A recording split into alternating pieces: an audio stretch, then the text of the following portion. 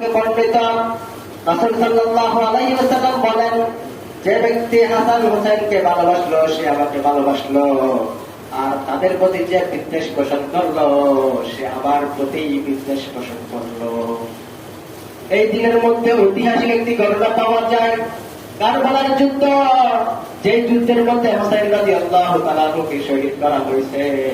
বিস্তারিত একটি ঘটনা আছে, এখানে বলার মতো সময় নাই।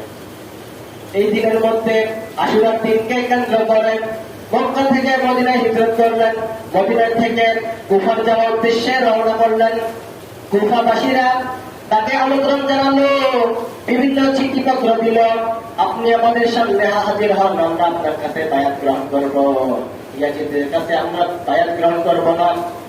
একাধিকবার চিঠি আসার পরে হযরত হোসেন রাদিয়াল্লাহু তাআলা তার চাচাতো ভাই মুসলিম ইবনে আকিল তাকে পাঠালেন।